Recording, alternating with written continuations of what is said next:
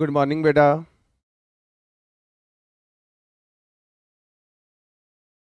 चलिए सभी लोग जल्दी जल्दी आ जाओ बेटा। सभी अपने फ्रेंड्स को मैसेज करो, लाइव क्लास में आ जाए सारे।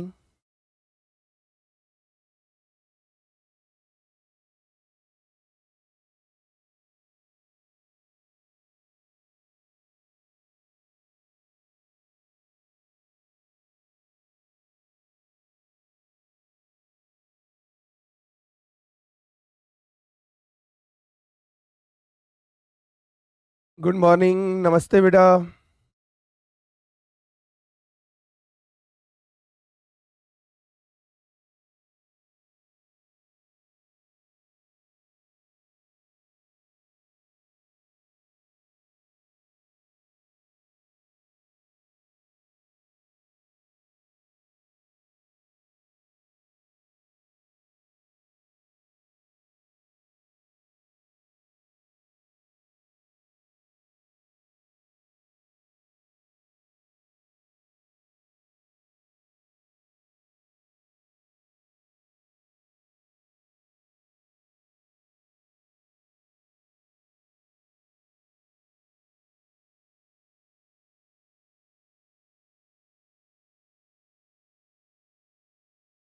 Good morning, good morning, good morning to all of you, प्यारे प्यारे बच्चों। क्या हाल चाल आप सभी के बेटा?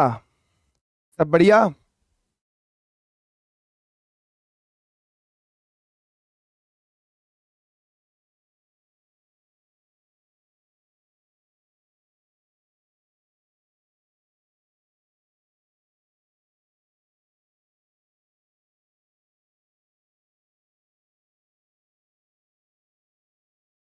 बच्चे कहने सर एग्जाम का डर। अरे इतना पढ़ा दिया, आप काहे का डर बेटा?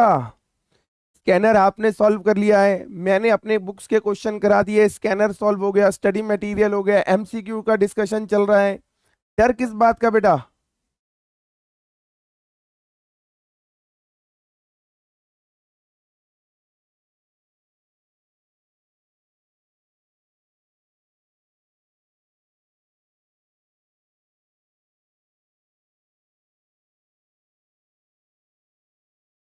आप सभी की बेटा प्रिपरेशन सही चल रही है?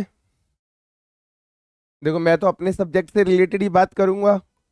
आप लोगों की बेटा कॉस्टिंग की जो रिवीजन है वो सही चल रही है? किसी प्रकार का कोई डाउट तो नहीं आ रहा?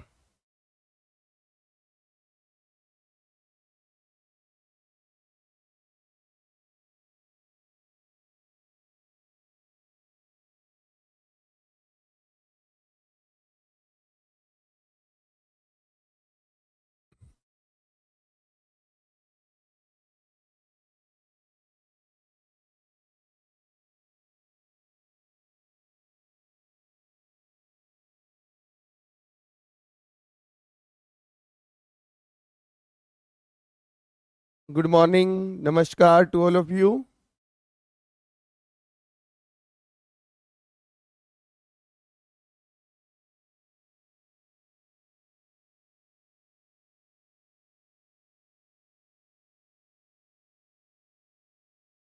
चलिए बेटा स्टार्ट करें। चलिए बेटा स्टार्ट कर रहे हैं। चलो 1 मिनट का वेट और कर लेते हैं, एक बच्चे का मैसेज आया है, सर 1 मिनट रुक जाओ मैं ज्वाइन कर रहा हूँ। उसे भी ज्वाइन करने दो।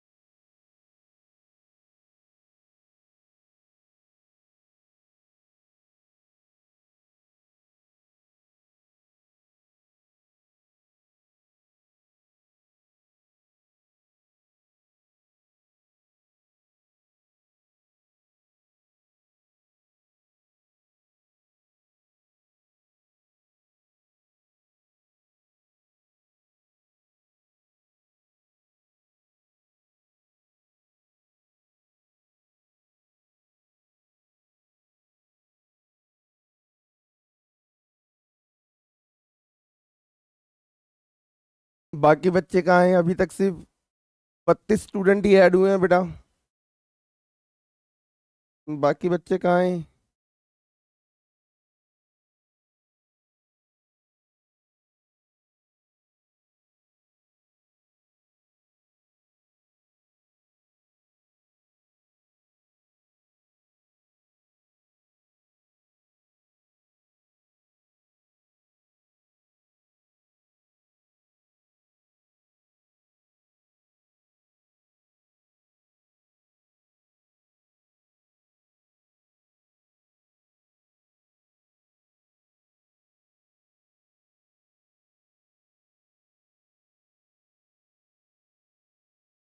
चलिए बेटा स्टार्ट करें। आइए बेटा मेरे साथ।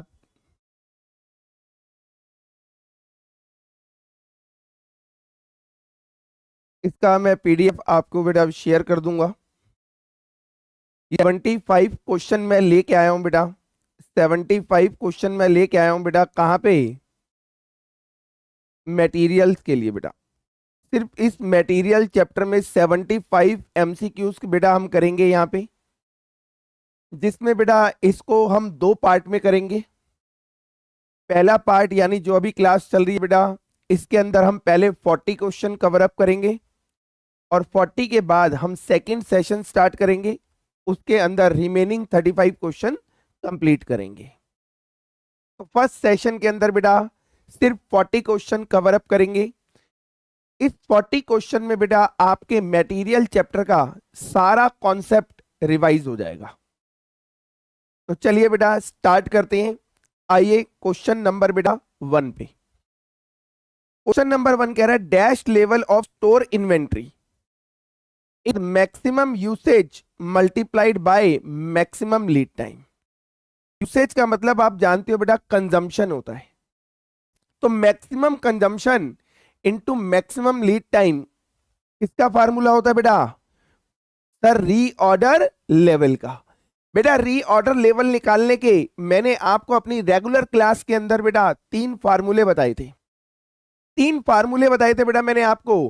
पहला फार्मूला था lead time into normal consumption.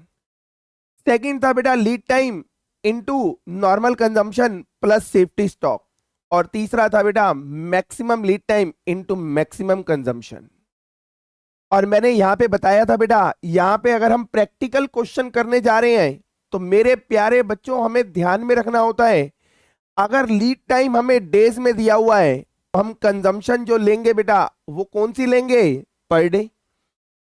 अगर हमें लीड टाइम दिया हुआ है बेटा नॉर्मल की जगह, सॉरी डेज की जगह वीक्स में बेटा, डेज की जगह वीक्स में, तो कंजम्पशन पर वीक।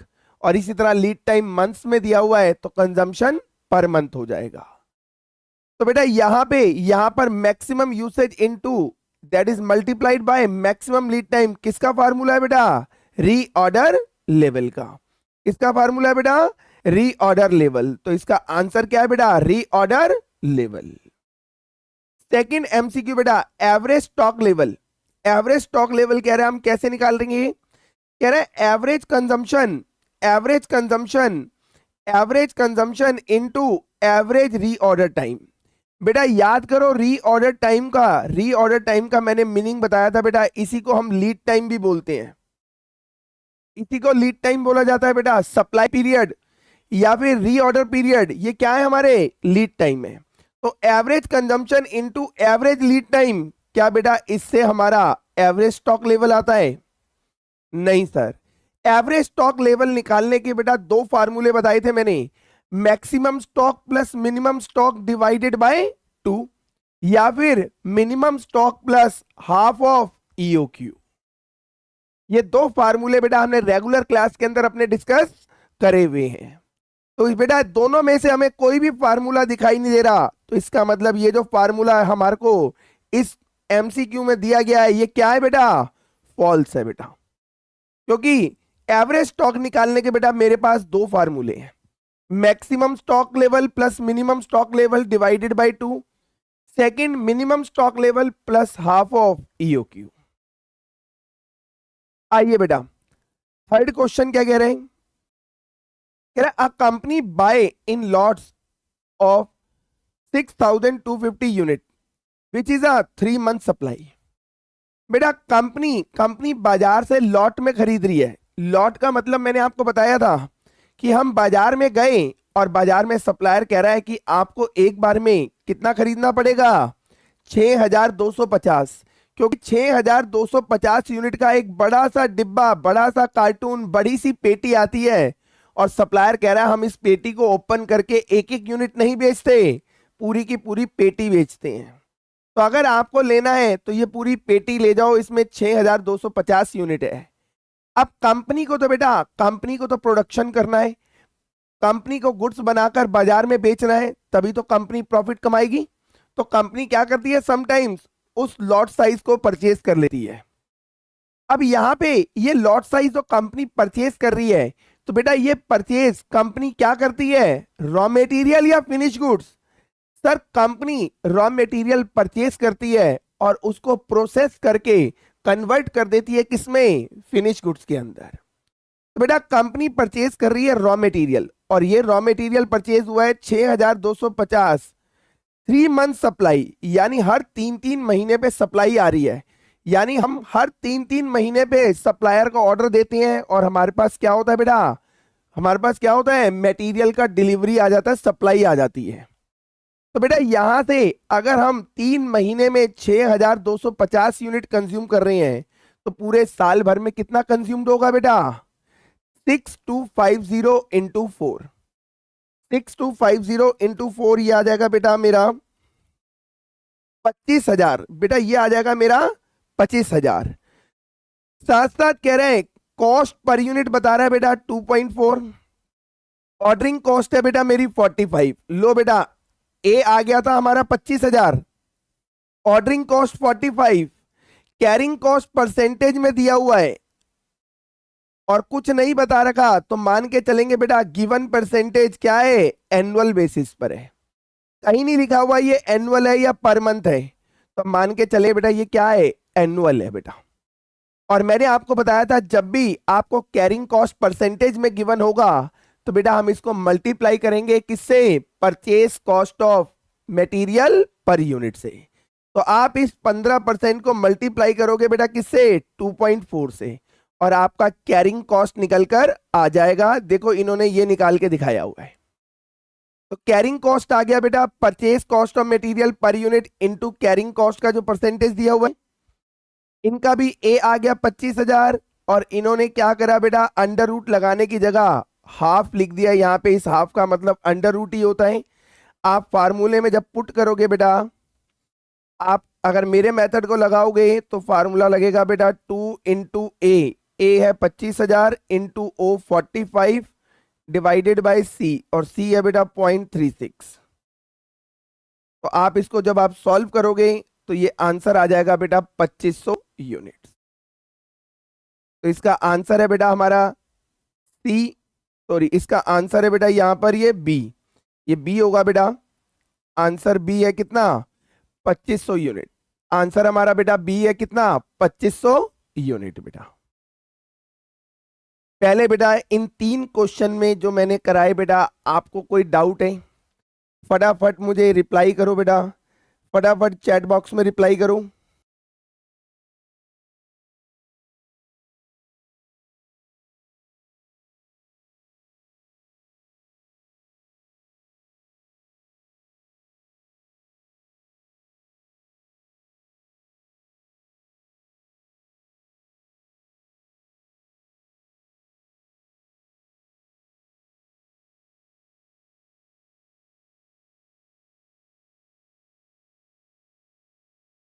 चलिए बेटा सर पहले 3 क्वेश्चन में हमें कोई भी डाउट नहीं है।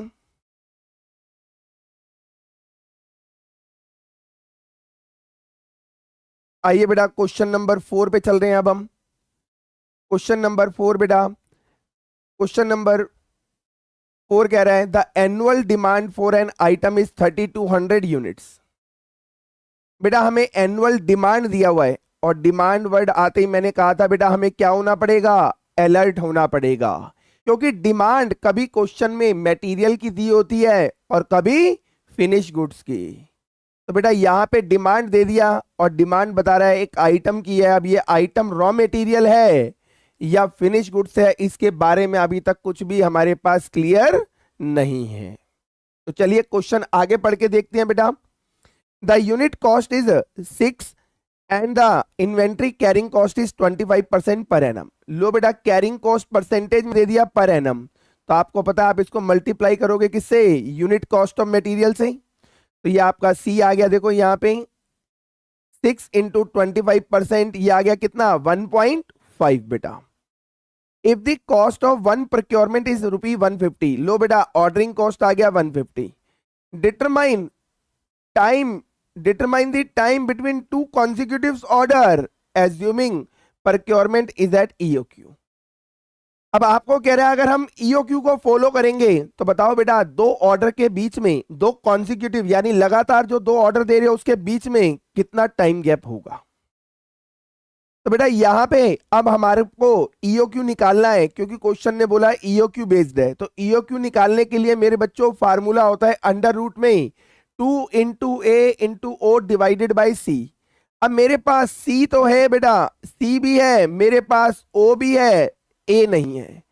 तो बेटा अब मजबूरी में ये जो 3200 यूनिट जो दिया हुआ है, हमें ये मानना पड़ेगा कि ये डिमांड किसकी है, मटेरियल की है बेटा।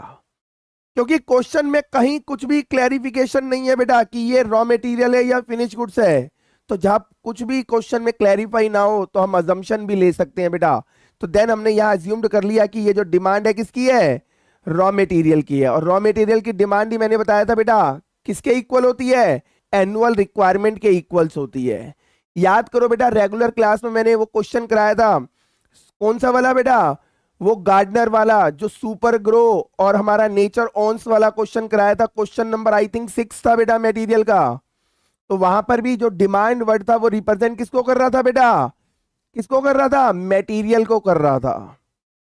और मैंने आपको बताया था बेटा मटेरियल, मैंने उस क्वेश्चन में आपके लिए अजम्पशन लिया था बेटा कि मैं गार्डनर बना था, तो जितना मुझे अपनी अपनी अपनी वो लैंड के लिए जितना मुझे फर्टिलाइजर चाहिए होगा, मैं उतना ही तो आपकी शॉप पे आके क्या करूंगा, डिमांड करूंगा।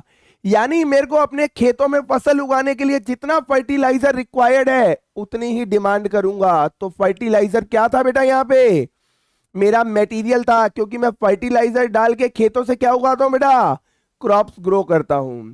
तो क्रॉप्स आउटपुट था, फर्टिलाइजर इनपुट था, मटेरियल था। तो मैं मटेरियल बेटा आपकी दुकान से उतना ही खरीदूंगा जितना मुझे जरूरत होगा। तो requirement of material equals to the demand of material. तो यहां पे ये डिमांड क्या बन जाएगा बेटा मेरे लिए, क्या बनेगा, annual requirement of raw material. तो ये ए हो गया बेटा, फटाफट आप अंडर रूट में लगा देना 2 × A × O डिवाइडेड बाय सी, और आपका ईओक्यू आ जाएगा बेटा कितना, 800 आ जाएगा। अब हमें यह पता लग गया कि अगर हमें पूरे साल भर में 3200 यूनिट खरीदनी है, पूरे साल भर में बेटा 3200 यूनिट खरीदनी है, और ईओक्यू कहता है अगर आपको पूरे साल भर में 3200 खरीदना है, एक बारी में कितना खरीदो, 800 यूनिट। तो बेटा जरा सोच के देखो, अगर मैं एक बारी में 800 खरीदूंगा और पूरे साल भर में 3200 खरीदनी है, तो कितनी बार ऑर्डर देने पड़ेंगे मुझे, नंबर ऑफ ऑर्डर चेक करो बेटा। 3200 खरीदना है पूरे साल भर में, एक बारी में 800 खरीद रहा हूं, तो 4 बारी ऑर्डर दूंगा। Number of order in a year, एक साल में कितने जाएंगे बेटा, 4 ऑर्डर।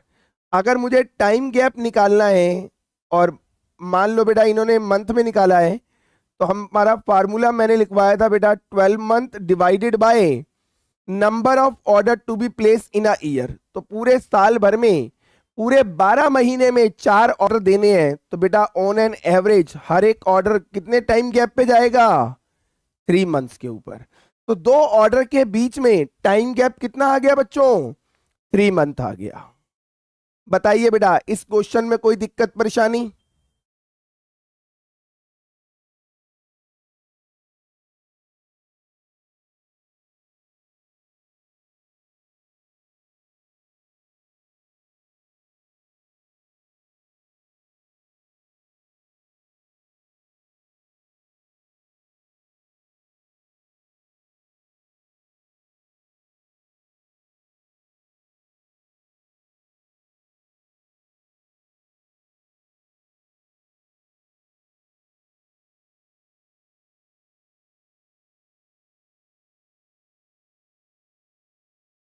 बताओ बेटा, कोई दिक्कत परेशानी है? फटाफट बताइए बेटा।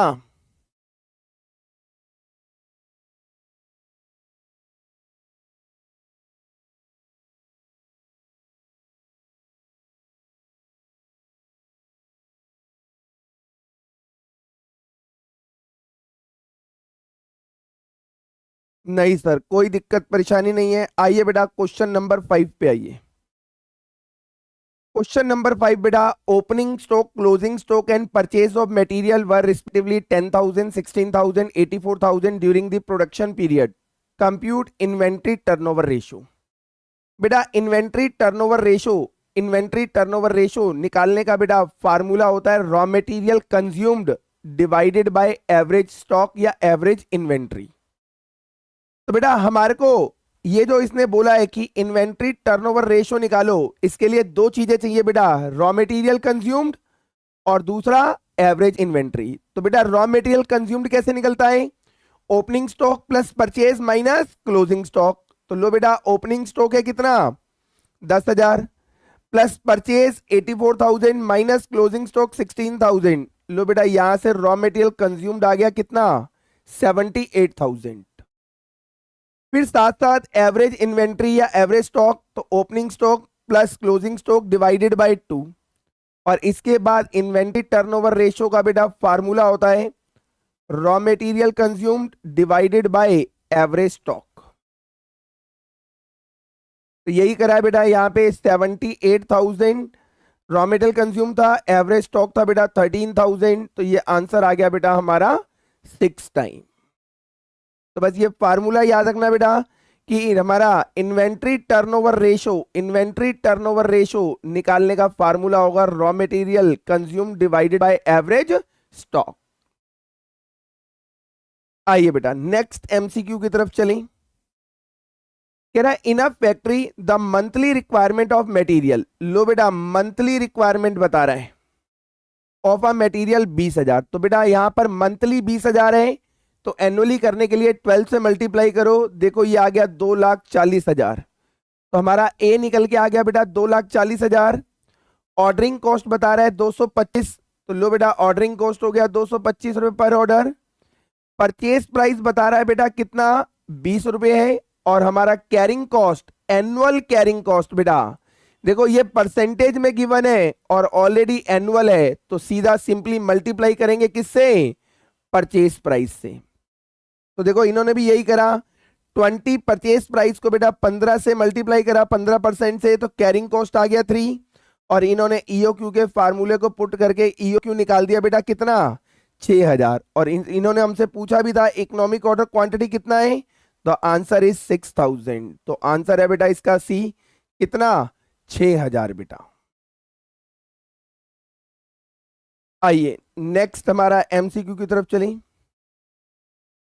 For identifying slow moving stock, it is necessary to compute dash ratio. It is necessary to compute dash ratio. बेटा वैसे तो रेशो एनालिसिस आपके ग्रुप 2 में है बेटा, ग्रुप 2 में एफएम में गिवन है बेटा। और वहां पे स्टॉक का मूवमेंट कैसा है बेटा? स्टॉक का मूवमेंट हाई है, स्लो है, वो मेजर किया जाता है बेटा किससे? स्टॉक टर्नओवर रेशो से। और स्टॉक टर्नओवर रेशो का दूसरा नाम है इन्वेंट्री टर्नओवर रेशो। तो बेटा अगर हमें किसी भी स्टॉक को पता लगाना है कि वो स्टॉक का मूवमेंट हमारी कंपनी में फास्ट है या फिर स्लो है, तो पता लगता है बेटा किससे? इन्वेंट्री टर्नओवर रेशो से। इन्वेंट्री टर्नओवर रेशो कैसे पता लगता है? तो लो बेटा मैं थोड़ा सा आपको एग्जांपल लेके समझा भी देता हूं। मान लो बेटा मेरे पास एक मटेरियल मैंने परचेज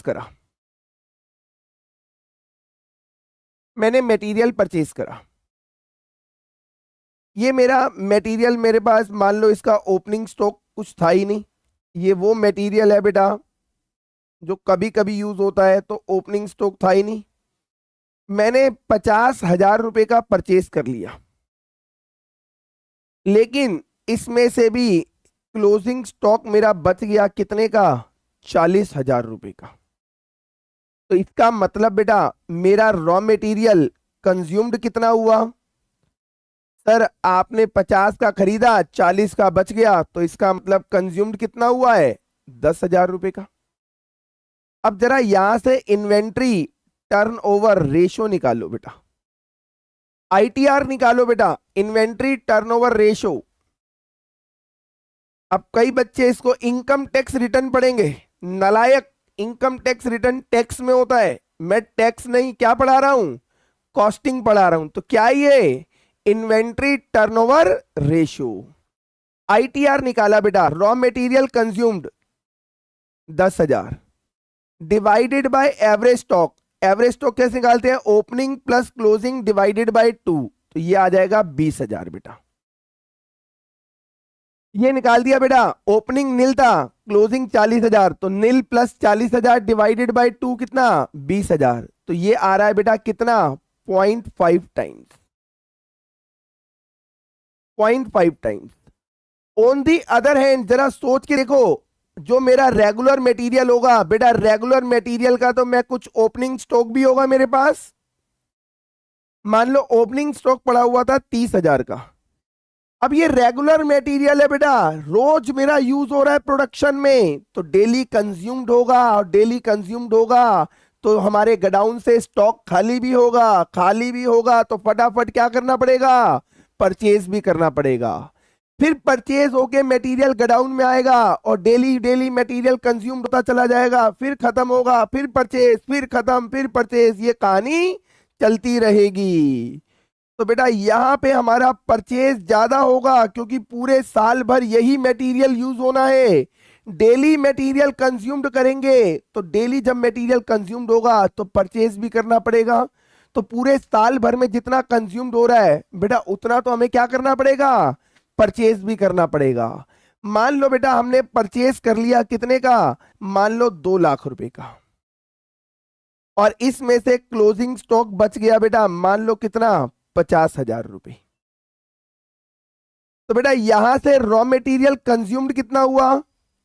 सर 30,000 का पहले था, 2 लाख का और खरीदा, तो सर हमारे पास 2,30,000 का मटेरियल होना चाहिए था, लेकिन 50,000 का ही बचा हुआ है, तो इसका मतलब 1,80,000 का मटेरियल क्या हो गया? सर कंज्यूम्ड हो गया। अब यहां से आईटीआर निकालेंगे बेटा, तो हमारा फार्मूला होगा raw material consumed 1,80,000 divided by average stock.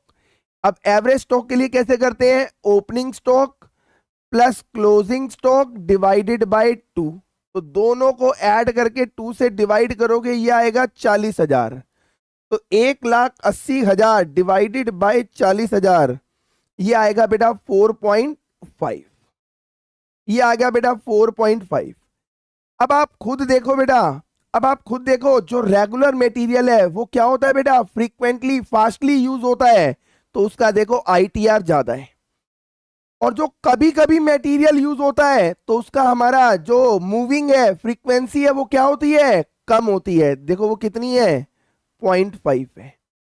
तो बेटा हमारे को ये इन्वेंट्री टर्नओवर रेशो से पता लग जाता है कि जिसका इन्वेंट्री टर्नओवर रेशो हाई है वो मटेरियल कंपनी में क्या हो रहा है बेटा? फ्रीक्वेंटली यूज हो रहा है, उसका मूविंग बहुत तेज है, फटाफट आ रहा है, फटाफट कंज्यूम्ड हो रहा है, आ रहा है कंज्यूम्ड, आ रहा है कंज्यूम्ड। और जो बेटा कभी कभी आता है और कभी कभी कंज्यूम्ड होता है वो क्या है? स्लो मूविंग मटेरियल है, स्लो मूविंग मटेरियल है। तो बेटा वो हमारे को आईटीआर इन्वेंट्री टर्नओवर रेशियो से आइडेंटिफाइड हो जाता है कि जिस जिस भी मटेरियल का आईटीआर कम है, लेस देन 1 है या इक्वल टू 1 है बेटा, उसका क्या है? वो क्या कौन सा मटेरियल है? स्लो मूविंग मटेरियल है। और जिसका बेटा जिसका आईटीआर मोर देन 1 है, मोर देन 1 है बेटा, वो क्या है? फास्ट मूविंग मटेरियल है। तो slow moving fast moving material बेटा आइडेंटिफाइड हो जाता है किससे? इन्वेंट्री टर्नओवर रेशियो से। तो बेटा इसका राइट आंसर है इन्वेंट्री टर्नओवर रेशियो। पहले बोलो प्यारे प्यारे बच्चों, यहां तक कोई डाउट है आपको बेटा? फटाफट बताइए।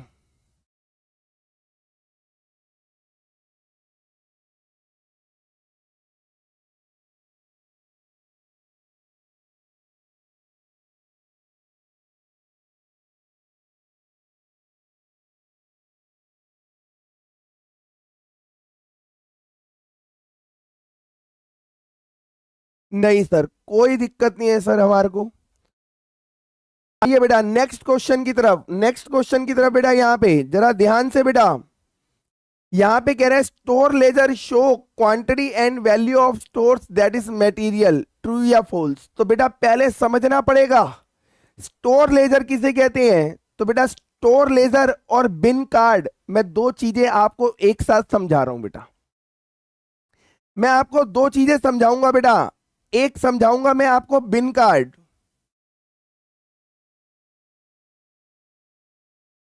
और एक मैं समझाऊंगा बेटा आपको स्टोर लेजर। स्टोर लेजर, बिन कार्ड और स्टोर लेजर बेटा दोनों में क्या डिफरेंस है, क्या होते हैं, जरा ध्यान से सुनना बेटा। बेटा हमारे गोडाउन में, हमारा जो गोडाउन है बेटा, हमारी एक कंपनी है बेटा, हमारी मान लो बेटा हमारी टाटा कंपनी है, आपकी और मेरी है बेटा टाटा कंपनी। तो क्या बेटा टाटा कंपनी एक प्रोडक्ट बनाती है? नहीं सर, वो तो मल्टीपल प्रोडक्ट बनाती है। और आज की डेट में बेटा एक प्रोडक्ट को बनाने में मल्टीपल मटेरियल यूज होते हैं। तो बेटा एक प्रोडक्ट में मल्टीपल मटेरियल है, और मल्टीपल प्रोडक्ट में कितने सारे हो जाएंगे बेटा मटेरियल। आप ऐसे समझो कि अगर बेटा मेरी कंपनी में एक प्रोडक्ट को बनाने में 10 तरह का मटेरियल लगता है, एक प्रोडक्ट को बनाने में 10 तरह का मटेरियल है, और अगर 10 तरह के मैं प्रोडक्ट बना रहा हूं तो सभी प्रोडक्ट में 10-10 तरह का मटेरियल, यानी मेरी कंपनी में 100 तरह का, 100 टाइप्स का मटेरियल यूज हो रहा है। ये बात समझ में आती है बेटा? फटाफट बताओ, ये बात समझ में आती है आपको बेटा? जल्दी बताओ बेटा।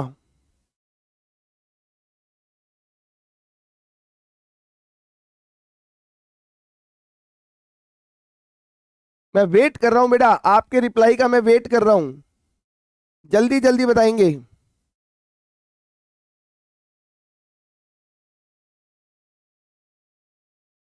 हाँ सर, हमारे को समझ में आ गई, बिल्कुल सिंपल सी बात थी बेटा। एक प्रोडक्ट को बनाने में 10 तरह का मटेरियल है, दूसरे प्रोडक्ट को भी बनाने के लिए 10 तरह का, तीसरे तरीके को भी बनाने के लिए 10 तरह का मटेरियल। तो ऐसी अगर 10 प्रोडक्ट होंगे, सब में 10-10 तरह का मटेरियल यूज होगा, तो आप काउंट करोगे तो टोटल 100 टाइप्स का मटेरियल हमारे गोडाउन में है। अब बेटा जरा सोच के देखो, स्टोर कीपर को, स्टोर कीपर के लिए कितना मुश्किल होता होगा इस बात को याद रखना कि कौन से मटेरियल का कितना स्टॉक मेरे पास अवेलेबल है। अगर उसे ओरली ओरली याद करना हो तो बेटा डिफिकल्ट है या नहीं है? 100 तरह का मटेरियल, और आप मेरी कंपनी के स्टोर कीपर, मैं रेंडमली आया और पूछ लिया बताओ उस टाइप के मटेरियल का कितना स्टॉक पड़ा है। बेटा रेंडमली पूछ लिया, आपको ओरली याद होना मुश्किल है बेटा। तो इसके लिए स्टोर कीपर क्या करता है बेटा? स्टोर कीपर क्या करता है, हर एक मटेरियल के लिए ना बेटा एक रैक टाइप का बना होता है, एक रैक रैक बना होता है। आप रैक की जगह सिंपल समझो बेटा एक अलमीरा बनी होगी, एक अलमीरा टाइप बनी होती है।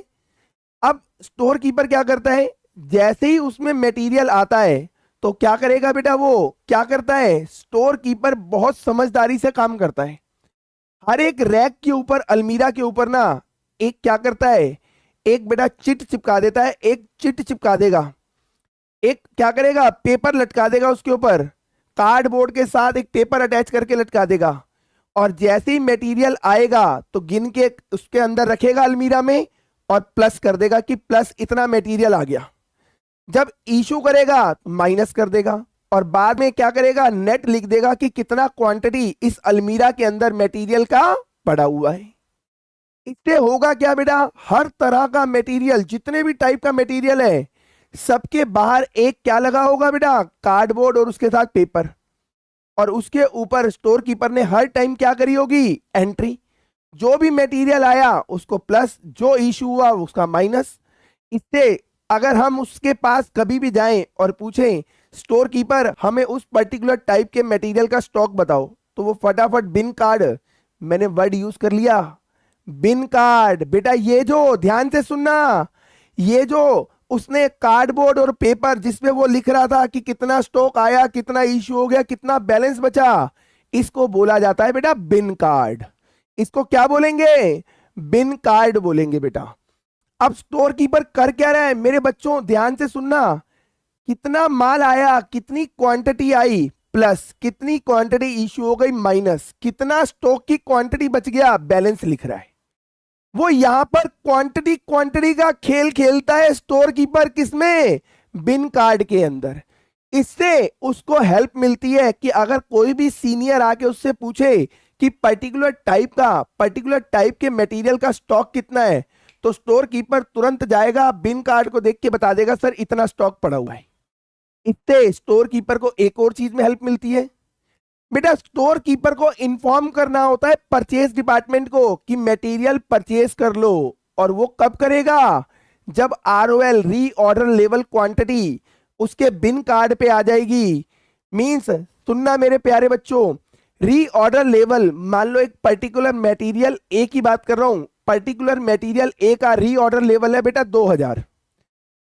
तो हमारा स्टोर कीपर क्या करेगा, अपने बिन कार्ड में जब आया मटेरियल प्लस फिर इशू इशू इशू इशू करता रहेगा और हर बार बैलेंस लिखेगा।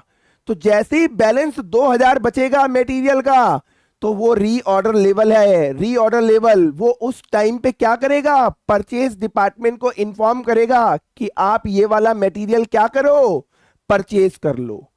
तो बेटा बिन कार्ड बहुत हेल्प करता है स्टोर कीपर की। एक तो क्वांटिटी बताने में कि किसी भी पर्टिकुलर टाइम में मटेरियल का कितना क्वांटिटी है वो बता सकता है, साथ साथ हेल्प करता है उसको री ऑर्डर लेवल के ऊपर वो क्या करे, परचेज डिपार्टमेंट को इन्फॉर्म कर दे कि वो मटेरियल परचेज कर ले। तो ये कहानी है बेटा किसकी, बिन कार्ड की। बट मेरे प्यारे प्यारे बच्चों, आप जैसे कॉस्ट अकाउंटेंट, चार्टेड अकाउंटेंट, जो हमारे प्रोफेशनल्स हैं बेटा, अदर प्रोफेशनल, इनका काम क्या होता है सर, कॉस्ट अकाउंटेंट या वो चार्टेड अकाउंटेंट जो कॉस्ट अकाउंटिंग डिपार्टमेंट में काम कर रहे हैं बेटा, उनका काम होता है बेटा कि वो क्या करें, जो गोडाउन में स्टॉक बचा हुआ है उसकी वैल्यू भी निकालें। तो इसके लिए वो क्या करते हैं बेटा, वो मेंटेन करते हैं स्टोर लेजर। इस स्टोर लेजर में वो क्या करते हैं, जो कॉस्ट अकाउंटिंग डिपार्टमेंट में कॉस्ट अकाउंटेंट है, चार्टेड अकाउंटेंट है, वो क्या करते हैं, वो क्वांटिटी को लिखते रहते हैं कि जैसे ही मान लो बेटा मैं बात कर रहा हूं मटेरियल ए की क्वांटिटी आई तो वो क्वांटिटी भी लिखेंगे प्लस, इशू हो गया माइनस, साथ साथ बेटा इसकी वैल्यू भी लिखते हैं वो, क्योंकि cost accounting department are responsible to determine the cost of the product. तो बेटा कॉस्ट अकाउंटिंग डिपार्टमेंट रिस्पॉन्सिबल होता है किसके लिए, प्रोडक्ट की कॉस्ट को निकालने के लिए। तो कॉस्ट अकाउंटिंग के डिपार्टमेंट के लोग क्या करते हैं, जब भी मटेरियल गोडाउन से इशू होता है ना, तो वो इशू के आगे उसकी वैल्यू भी लिखते हैं, कॉस्ट भी लिखते हैं, जिससे बाद में आइडेंटिफाई हो सके कि जो मटेरियल इस वाले प्रोडक्ट में लगा है वो कितने का मटेरियल, उसकी वैल्यू कितनी है, वो इजिली आइडेंटिफाइड हो सके। इसलिए वो साथ साथ क्वांटिटी के साथ साथ क्या लिखते हैं बेटा, वैल्यू भी लिखते चले जाते हैं। वो क्वांटिटी के साथ वैल्यू भी लिखते हैं। जैसे मान लो बेटा 100 क्वांटिटी इशू हुई और इस 100 क्वांटिटी की वैल्यू है 2000, तो उन्होंने लिख दिया, साथ साथ वो ये भी लिख देंगे कि ये क्वांटिटी इशू हुई है मान लो जॉब नंबर 2 पे। तो जब जॉब नंबर 2 का सेलिंग प्राइस निकलेगा, तो सेलिंग प्राइस निकालने के लिए पहले क्या कैलकुलेट किया जाएगा, कॉस्ट। तो कॉस्ट को कैलकुलेट करने के लिए वो फटाक से मटेरियल की कॉस्ट यहां से देखेंगे कि मटेरियल कितने का लगा है, 2000 रुपए का। तो स्टोर लेजर मेंटेन करता है बेटा कॉस्ट अकाउंटिंग डिपार्टमेंट, और कॉस्ट अकाउंटिंग डिपार्टमेंट क्या करता है बेटा, इसमें क्वांटिटी भी दिखाता है और वैल्यू भी दिखाता है। जबकि बिन कार्ड कौन मेंटेन कर रहा था सर, ये मेंटेन करता है स्टोर कीपर, ये मेंटेन करेगा स्टोर कीपर, और जबकि ये मेंटेन करता है बेटा कॉस्ट अकाउंटिंग डिपार्टमेंट। दोनों में फर्क क्या है कि बिन कार्ड में सिर्फ क्वांटिटी दिखाई जाती है और स्टोर लेजर में क्वांटिटी और साथ साथ क्या दिखाया जाएगा बेटा, वैल्यू भी दिखाई जाती है।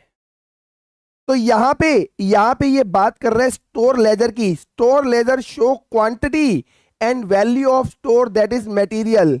बताओ बेटा स्टोर लेजर के अंदर क्वांटिटी और वैल्यू दोनों दिखाई जाती हैं या कोई एक दिखाई जाती है, सर दोनों दिखाई जाती हैं, तो इसका मतलब ये स्टेटमेंट क्या है बेटा, बिल्कुल ट्रू है। ये स्टेटमेंट बिल्कुल ट्रू है बेटा।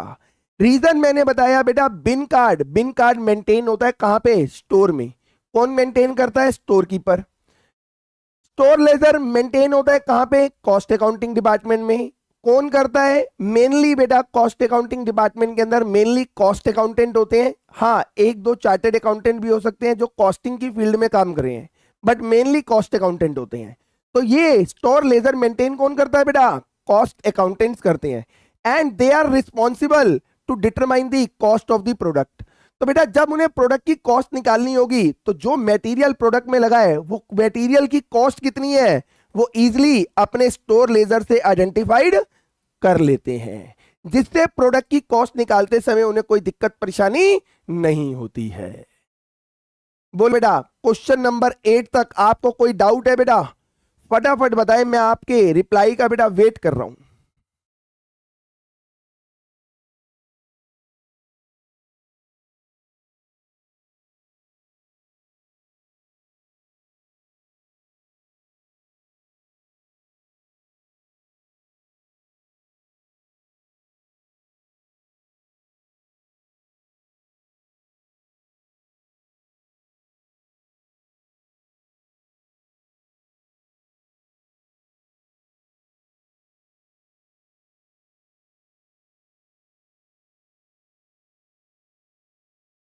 आइए बेटा, बच्चे कह रहे हैं नो सर कोई डाउट नहीं है। आइए बेटा क्वेश्चन नंबर 9 पे आएंगे बेटा। आइए क्वेश्चन नंबर 9 बेटा। Material with invoice value of ₹10,000 was received in store department. Transport cost ₹200।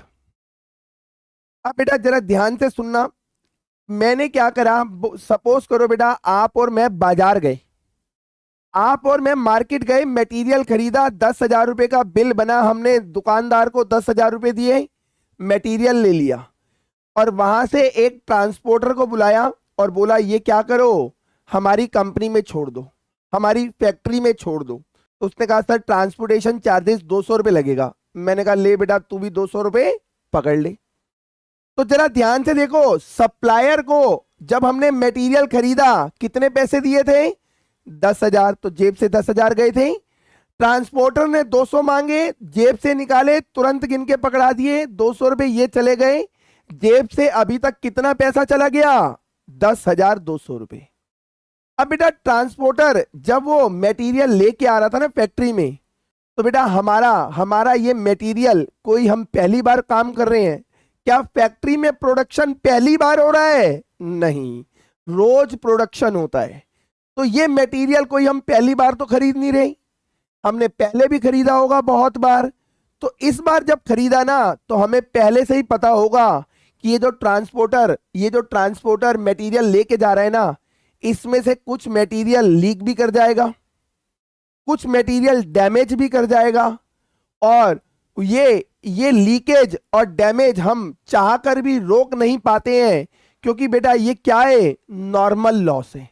हम बहुत प्रिकॉशन ले चुके हैं, बहुत बार कोशिश कर चुके हैं कि ये लीकेज ये डैमेज ना हो, लेकिन हर बार हमें असफल ही होना पड़ा है, फेलियर का ही मुंह देखना पड़ा। तो हमने हाथ खड़े कर दिए कि इस लॉस को हम चाहकर भी कंट्रोल नहीं कर सकते। तो वो लॉसेस बेटा जिसे चाहकर भी कंट्रोल नहीं किया जा सकता, वो सारे लॉसेस हमारे कौन से लॉसेस होते हैं बेटा, नॉर्मल लॉस होते हैं। तो बेटा जब हमने मटेरियल ट्रांसपोर्टर को दिया, तो हमें पहले ही पता था कुछ मटेरियल लीक भी होगा, कुछ डैमेज्ड भी होगा, और ये क्या है, नॉर्मल लॉस है, होना ही होना है। और जरा याद करो बेटा, मैंने नॉर्मल लॉस का कुछ ट्रीटमेंट भी बताया था। क्या बताया था, लो बेटा यहीं पे देखो, सपोज करो मैंने 100 किलो मटेरियल खरीदा, आपने और मैंने, इसके लिए हमने खर्चा कर दिया 10,200 रुपए का, जिसमें से 10,000 मैंने दिए थे सप्लायर को, 200 रुपए दिए मैंने ट्रांसपोर्टर को, 10,200 रुपए खर्च कर दिए। और हमें पहले ही पता था कि इसमें से 5 किलो क्या होगा सर, नॉर्मल लॉस हो जाएगा। तो हमें पहले ही पता है कि कंपनी में आएगा कितना, 95 किलो। और आपको पता है बेटा कि नॉर्मल लॉस की कॉस्ट कंपनी बियर नहीं करती, कौन बियर करता है? कस्टमर। तो कंपनी तो, जब कंपनी की जेब से 10,200 रुपए लगे हैं तो कंपनी तो कस्टमर से रिकवर करेगी पूरे 10,200 रुपए। अब कंपनी 10,200 रुपए रिकवर करेगी कितना मटेरियल लगाकर? 95 kg। तो जरा यहां से बेटा 10,200 रुपए को 95 से डिवाइड करोगे तो आपका जो रेट है बेटा वो आपकी परचेस कॉस्ट से कुछ ज्यादा आ जाएगा। जरा ध्यान से देखो बेटा, यहां पे 10,200 रुपए लगाकर 100 किलो खरीदा था तो हमारी कॉस्ट थी बेटा 102 रुपए। 102 रुपए पर किलो, 102 रुपए पर किलो थी कॉस्ट। लेकिन 5 किलो नॉर्मल लॉस हुआ, और आपको पता है बेटा नॉर्मल लॉस की कॉस्ट कौन बियर करता है? कस्टमर। तो हमें तो अभी भी कस्टमर से रिकवर तो 10,200 करने हैं, बट अब कितनी क्वांटिटी यूज होगी? 95 किलो। तो पर किलो कस्टमर से रिकवर कितना होगा? 107.368 समथिंग। तो इसका मतलब ये जो रेट था बेटा 102 रुपए, वो रेट क्या हो जाता है? इंक्रीज हो जाता है। इन्फ्लेटेड वेज रेट, आपको याद आ रहा है बेटा? मैंने आपको लेबर में पढ़ाया था इन्फ्लेटेड वेज रेट, तो ये हो जाएगा इन्फ्लेटेड, इन्फ्लेटेड मटेरियल रेट बेटा। तो नॉर्मल नॉर्मल लॉस की वजह से बेटा, नॉर्मल लॉस की वजह से हम कस्टमर से रिकवरी किस पे करते हैं? इन्फ्लेटेड रेट के ऊपर। तो बेटा अब इस क्वेश्चन ने देखो पूछा क्या था, मैंने इस क्वेश्चन के अंदर ना आपको आने वाले क्वेश्चंस का भी ज्ञान दे दिया बेटा। आने वाले क्वेश्चंस में आपसे यही पूछेगा कि नॉर्मल लॉस की जो कॉस्ट है वो कैसे रिकवर की जाती है। तो आपको आंसर देना है by inflated cost, by inflated material cost, by inflated material cost. तो आने वाले क्वेश्चंस की भी तैयारी, कॉन्सेप्ट बिल्डिंग अभी सही हो रहा है बेटा। और ये सारे कुछ नए कॉन्सेप्ट नहीं सिखा रहा, सब रेगुलर कोर्स में बेटा, रेगुलर क्लासेस के अंदर आपके साथ मैं डिस्कस कर चुका हूं। और वहां पे तो बहुत ज्यादा डिटेल में हमने डिस्कस किया हुआ है। यहां तो सिर्फ मैं आपको क्या कर रहा हूं बेटा, एक बार ओवर थ्रू करा रहा हूं, गो थ्रू करा रहा हूं, जिससे आपको फटाफट क्लिक कर जाए बेटा। तो बेटा यहां पे देखो, क्वेश्चन कह रहा है since the material leaked in transit and damage to other goods, 350 रुपए का, 350 रुपए के हमारे गुड्स डैमेज हो गए, लीक हो गए। ये हमारे को पता है पहले से क्या होता है? सर ये हमारा नॉर्मल लॉस होता है। सर ये हमारा नॉर्मल लॉस है। सर ये नॉर्मल लॉस है, होगा ही होगा। तो बेटा ये नॉर्मल लॉस है, तो नॉर्मल लॉस से बेटा, नॉर्मल लॉस कहेंगे, नॉर्मल लॉस की वजह से आप मुझे बताओ क्या मैं इस 10,200 में से कुछ माइनस करूंगा? नहीं सर, आपने तो पूरा कस्टमर से चार्ज करना है 10,200, तो माइनस मत करो, क्योंकि गलती से आपने माइनस कर दिया तो ये कॉस्ट आपको मतलब कंपनी को बियर करनी पड़ेगी, और नॉर्मल लॉस की कॉस्ट कस्टमर बियर करता है। तो मैं इस 10,200 में से ये 350 माइनस नहीं करूंगा। तो क्वेश्चन कह रहे हैं what would be the material cost. तो मटेरियल कॉस्ट तो बेटा मेरी कितनी है? 10,200, क्योंकि नॉर्मल लॉस की जो कॉस्ट है उसे माइनस नहीं करते, वो कस्टमर से रिकवर की जाती है। तो मैं कस्टमर से रिकवर करूंगा 10,200। तो बेटा मैं 10,200 जब रिकवर करूंगा तो मैं मटेरियल के नाम पे कितनी कॉस्ट दिखाऊंगा? 10,200 रुपए।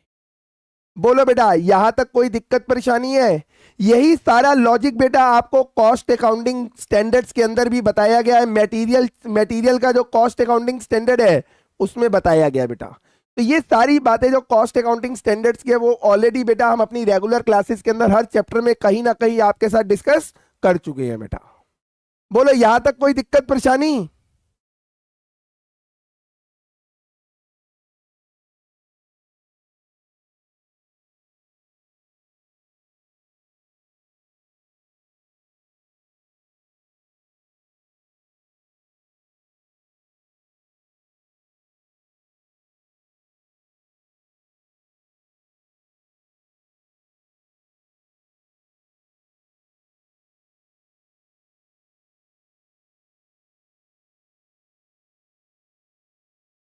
बताइए बेटा फटाफट, मैं आपके रिप्लाई का वेट कर रहा हूं मेरे बच्चों, मैं आपके ही रिप्लाई का वेट कर रहा हूं।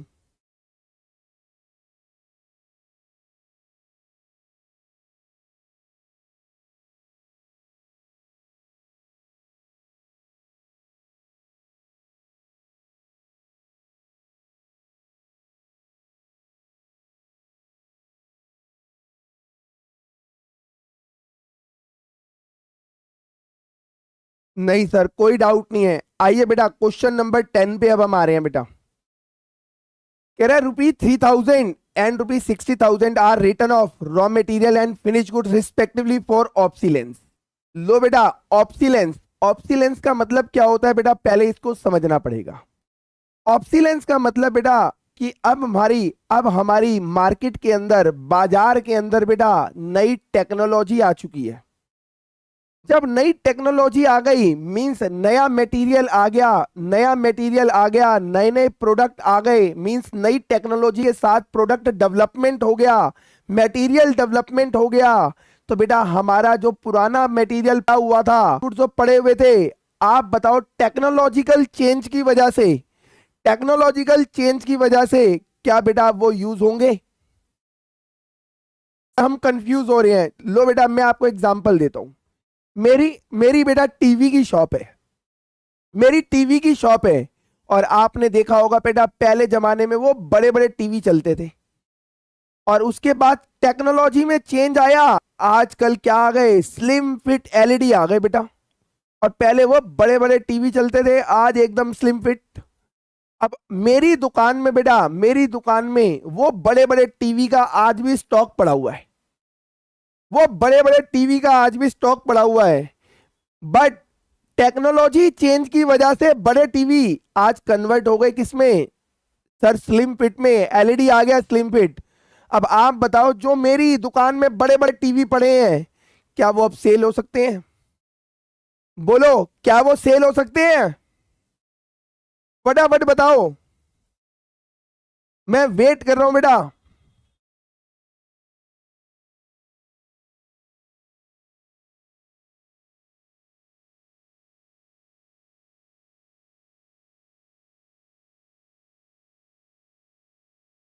बोलो जल्दी बोलो, क्या वो अब सेल हो सकते हैं? The answer is no. अब वो सेल नहीं हो सकते। तो क्या बेटा मेरे को दुकान में उसको रखना चाहिए? वो बड़े बड़े टीवी आधी दुकान की जगह घेर के पड़े हुए हैं, रखना चाहिए? नहीं सर, उठा के बाहर फेंक दो।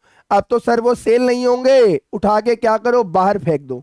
तो जैसे ही मैंने दुकान से उठा के बाहर फेंके, तो बेटा मैंने जब दुकान से बाहर फेंके तो ये सोचो कभी ना कभी उस टीवी को भी मैंने टेस्ट लगी थी और मैंने वो उठाकर बाहर फेंक दिए, मेरे को कॉस्ट की रिकवरी नहीं हुई, तो मेरे लिए लॉस है या नहीं? बोलो बेटा, लॉस है या नहीं? सर लॉस है। और लॉस को ट्रांसफर कहां करते हैं बेटा? Costing P and L account के अंदर। तो बेटा इसका ट्रीटमेंट क्या होगा? How should this be treated in cost accounts? तो हम इसको ट्रांसफर कर देंगे बेटा costing P and L account के अंदर।